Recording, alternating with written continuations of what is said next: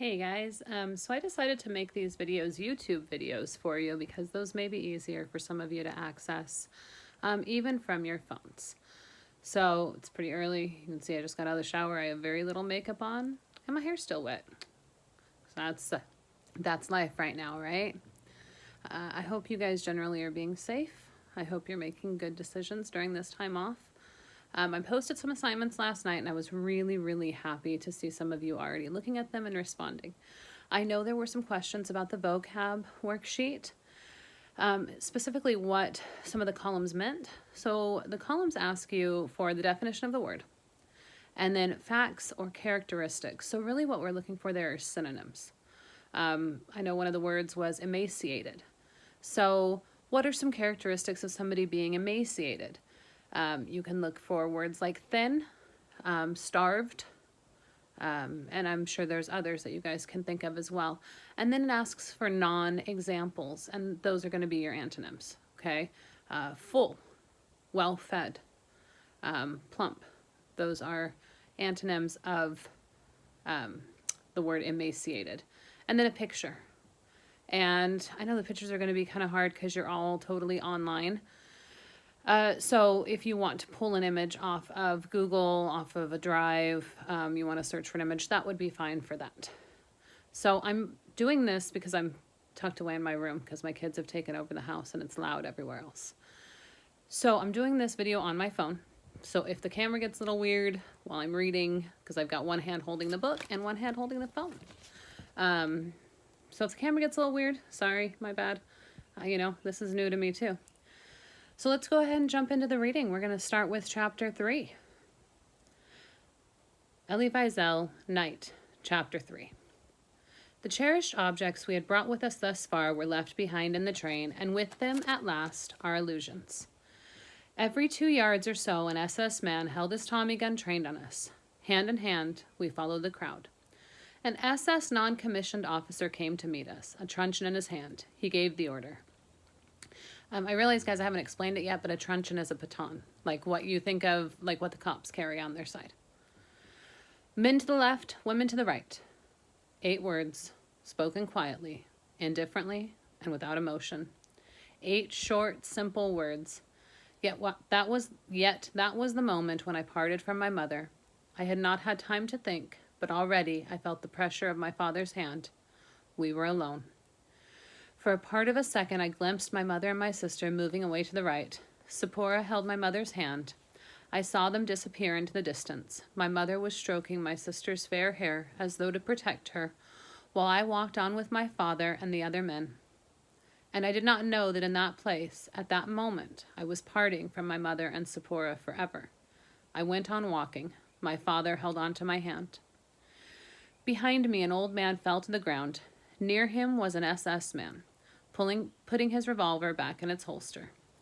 My hand shifted on my father's arm. I had one thought, not to lose him, not to be left alone. The SS officer gave the orders. Form 5s. Commotion. At all costs, we must keep together. Here, kid, how old are you? It was one of the prisoners who asked me this. I could not see his face, but his voice was tense and weary. I'm not quite 15 yet. No, 18. But I'm not, I said. 15. Full. Listen to what I say. Then he questioned my father, who replied, 50. The other grew more furious than ever. No, not 50, 40. Do you understand? 18 and 40. So I want you guys to think about why the officer would, or why the other man would advise them to change their ages. And just think about what's the benefit of being 15 versus 18. Okay. He disappeared into the night shadows. A second man came up, spitting oaths at us. What have you come here for, you sons of bitches? What are you doing here, eh? Someone dared to answer him. What do you think? Do you suppose we've come here for our own pleasure? Do you think we asked to come? A little more and the man would have killed him. You shut your trap, you filthy swine, or I'll squash you right now. You'd have done better to have hanged yourselves where you were than come here. Didn't you know what was in store for you at Auschwitz? Haven't you heard about it in 1944? No, we had not heard. No one had told us. He could not believe his ears. His tone of voice became increasingly brutal. Do you see the chimney over there? See it? Do you see those flames? Yes, we did see the flames. Over there. That's where you're going to be taken. That's your grave. Over there. Haven't you realized it yet? You dumb bastards. Don't you understand anything? You're going to be burnt, frizzled away, turned to ash. He was growing hysterical in his fury. We stayed motionless, petrified. Surely it was all a nightmare, an unimaginable nightmare. I heard murmurs around me. We've got to do something. We can't let ourselves be killed. We can't go like beasts to the slaughter. We've got to revolt. There were a few sturdy young fellows among us. They had knives on them, and they tried to incite the others to throw themselves on the armed guards. One of the young men cried, "Let the world learn of the existence of Auschwitz. Let everybody hear about it while they can escape." But the older ones begged their children not to do anything foolish. You must never lose faith, even when the sword hangs over your head. That's the teaching of our sages. The wind of revolt died down. We continued our march toward the square. In the middle stood the notorious Dr. Mengele, a typical SS officer, a cruel face but not devoid of intelligence, and wearing a monocle. A conductor's baton in his hand, he was standing among the other officers. The baton moved unremittingly, sometimes to the right, sometimes to the left. I was already in front of him. "How old are you?" he asked in an attempt at a paternal tone of voice. 18. My voice was shaking. "Are you in good health?" "Yes." "What's your occupation?" Should I say that I was a student? "Farmer," I heard myself say. This conversation cannot have lasted more than a few seconds. It seemed like an eternity to me. The baton moved to the left. I took half a step forward. I wanted to see first where they were sending my father. If he went to the right, I would go after him. The baton once again pointed to the left for him too. A weight was lifted from my heart. We did not yet know which was the better side, right or left, which road led to prison and which to the crematory. But for the moment I was happy. I was near my father. Our procession continued to move slowly forward. Another prisoner came up to us. "Satisfied?" "Yes," someone replied. "Poor devils, you're going to the crematory." He seemed to be telling the truth. Not far from us, flames were leaping up from a ditch. Sorry, guys, I had to shift. Gigantic flames. They were burning something. A lorry drew up at the pit and delivered its load. Little children. Babies. Yes, I saw it. Saw it with my own eyes. Those children in the flames. Is it surprising that I could not sleep after that? Sleep had fled from my eyes.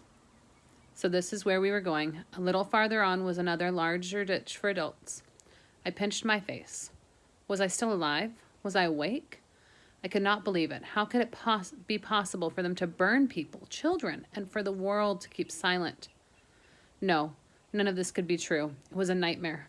Soon I should wake with a start, my heart pounding, and find myself back in the bedroom of my childhood among my books. My father's voice drew me from my thoughts. "It's a shame. A shame that you couldn't have gone with your mother. I saw several boys of your age going with their mothers." His voice was terribly sad. I realized that he did not want to see what they were going to do to me. He did not want to see the burning of his only son. My forehead was bathed in cold sweat, but I told him that I did not believe that they could burn people in our age, that humanity would never tolerate it. Humanity? Humanity is not concerned with us. Today, anything is allowed. Anything is possible. Even these crematories. His voice was choking. "Father," I said, "if that is so, I don't want to wait here. I'm going to run to the electric wire. That would be better than a slow agony in the flames." He did not answer. He was weeping. His body was shaken convulsively.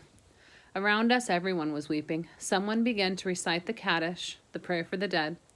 I do not know if that has ever happened before. In the long history of Jews, the people have ever recited the prayer for the dead for themselves. Yitgagal Vidilak Shem Rabbah. May his name be blessed and magnified, whispered my father. For the first time, I felt revolt rise up in me. Why should I bless his name? The eternal, Lord of the universe, the all-powerful and terrible, was silent. What had I to thank him for? I want to stop there for just a minute and discuss the importance of that line. Because remember, we have talked about how Eli was a very devout Jewish child, right? And he was very devoted to his studies of the Kabbalah and of the Torah and of the Jewish books and the Jewish religion. And you see that in just hours of arriving at Auschwitz, he already feels his faith being tested. And that testing of faith is a very important theme throughout the rest of the book. We continued our march. We were gradually drawing closer to the ditch, from which an infernal heat was rising. Still 20 steps to go. If I wanted to bring about my own death, this was the moment. Our line had now only 15 paces to cover. I bit my lips so that my father would not hear my teeth chattering. 10 steps still. 8, 7. We marched slowly on, as though following a hearse at our own funeral. 4 steps more, 3 steps. There it was now, right in front of us, the pit and its flames. I gathered all that was left of my strength so that I could break the ranks and throw myself upon the barbed wire. In the depths of my heart, I bade farewell to my father, to the whole universe, and, in spite of myself, the words formed themselves and issued a whisper from my lips. Yadigal, Vediadak, Shem Rabbah. May his name be blessed and magnified. My heart was bursting. The moment had come. I was face to face with the angel of death. No. 2 steps from the pit, we were ordered to turn left and made to go into the barracks. I pressed my father's hand. He said, "Do you remember Madame Schachter in the train?" Never shall I forget that night, the first night in camp, which has turned my life into one long night, 7 times cursed and 7 times sealed. Never shall I forget that smoke. Never shall I forget the little faces of the children, whose bodies I saw turned into wreaths of smoke beneath a silent blue sky. Never shall I forget those flames which consumed my faith forever. Never shall I forget that nocturnal silence which deprived me for all eternity of the desire to live. Never shall I forget those moments which murdered my God and my soul and turned my dreams to dust. Never shall I forget these things, even if I am condemned to live as long as God himself. Never. The barracks we had made to go into was very long. In the roof were some blue-tinged skylights. The antechamber of hell must look like this. So many crazed men, so many cries, so much bestial brutality. There were dozens of prisoners to receive us, truncheons in their hands, striking out anywhere at anyone without reason. Orders. Strip. Fast. Los, keep only your belt and your shoes in hand. We had to throw our clothes at one end of the barracks. There was already a great heap there. New suits and old, torn coats, rags. For us, this was the true equality, nakedness, shivering with cold. Some SS officers moved about in the room, looking for strong men. If they were so keen on strength, perhaps one should try and pass oneself off as sturdy. My father thought the reverse. It was better not to draw attention to oneself. Our fate would then be the same as the others. Later, we were to learn that he was right. Those who were selected that day were enlisted in the Sonderkommando, the unit which worked in the crematories. Bela Katz, son of a big tradesman from our town, had arrived at Birkenau with the first transport a week before us. When he heard of our arrival, he managed to get word to us that, having been chosen for his strength, he had himself put his father's body in the crematory oven. Blows continued to rain down. To the barber. Belts and shoes in hand, I let myself be dragged to the barber's. They took our hair off with clippers and shaved off all the hair on our bodies. The same thought buzzed all the time in my head, not to be separated from my father. Freed from the hands of the barbers, we began to wander in the crowd, meeting friends and acquaintances. These meetings filled us with joy. Yes, joy. Thank God, you're still alive. But others were crying. They used all their remaining strength in weeping. Why had they let themselves be brought here? Why couldn't they have died in their beds? Sobs choked their voices. Suddenly, someone threw his arms around my neck in an embrace. Yechiel, brother of Rabbi of Seget. He was sobbing bitterly. I thought he was weeping with joy at being alive. Sorry, guys, I gotta switch hands. Don't cry, Yechiel, I said. Don't waste your tears. Not cry? We're on the threshold of death. Soon we shall have crossed over. Don't you understand? How could I not cry? Through the blue-tinged skylights, I could see the darkness gradually fading. I had ceased to feel fear, and then I was overcome by an inhuman weariness. Those absent no longer touched even the surface of our memories. We still spoke of them. Who knows what might have become of them? But we had little concern for their fate. We were incapable of thinking of anything at all. Our senses were blunted. Everything was blurred as in a fog. It was no longer possible to grasp anything. The instinct of self-preservation, of self-defense, of pride had deserted us all. Had all deserted us. In one ultimate moment of lucidity, it seemed to me that we were damned souls wandering in the half-world. Souls condemned to wander through space till the generations of man came to an end, seeking their redemption, seeking oblivion, without hope of finding it. Towards 5 o'clock in the morning, we were driven out of the barracks. The capos beat us once more, but I had ceased to feel any pain from their blows.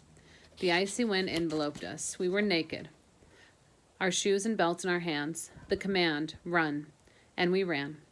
After a few minutes of racing, a new barracks, a barrel of petrol at the entrance, disinfection. Everyone was soaked in it, then a hot shower at high speed. As we came out from the water, we were driven outside. More running, another barracks, the store, very long tables, mountains of prison clothes. On we ran. As we passed, trousers, tunic, shirt, and socks were thrown to us. Within a few seconds, we had ceased to be men. If the situation had not been tragic, we should have roared with laughter. Such outfits.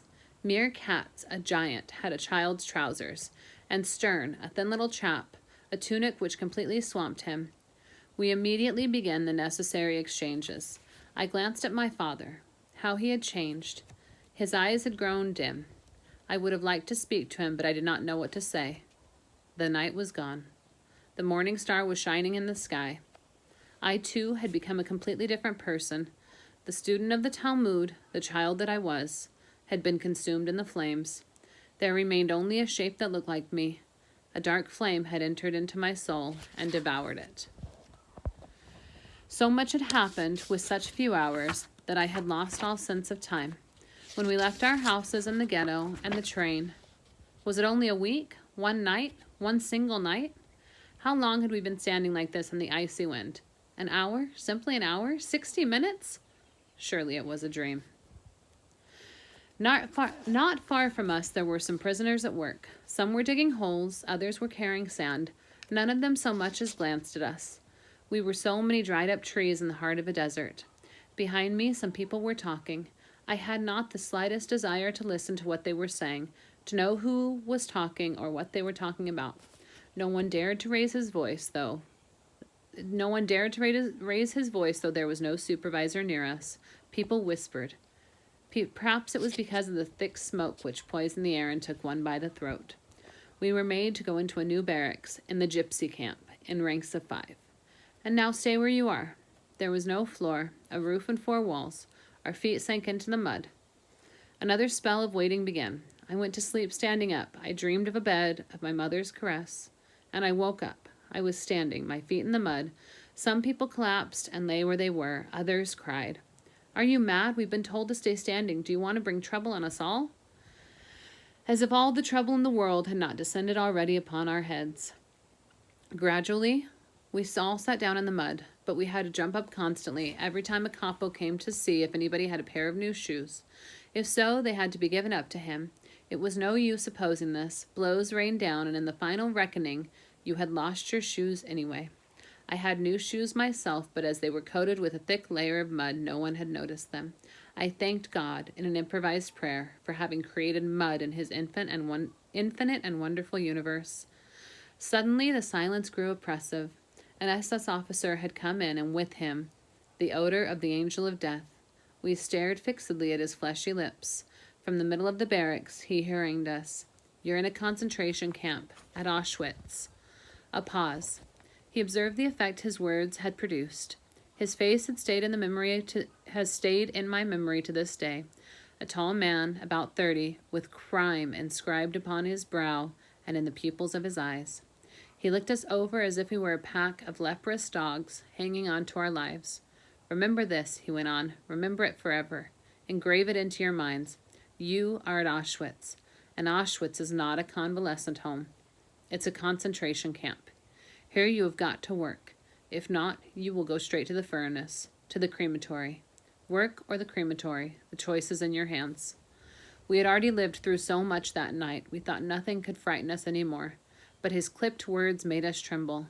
Here, the word furnace was not a word empty of meaning. It floated in the air, mingling with the smoke. It was perhaps the only word which did have any real meaning here. He left the barracks. Capos appeared, crying, "All skilled workers, locksmiths, electricians, watchmakers, one step forward." The rest of us were made to go to another barracks, a stone one this time. With permission to sit down, a gypsy deportee was in charge of us. Okay, guys, I'm going to take a little break, drink some coffee. I will be back to finish chapter 3, okay?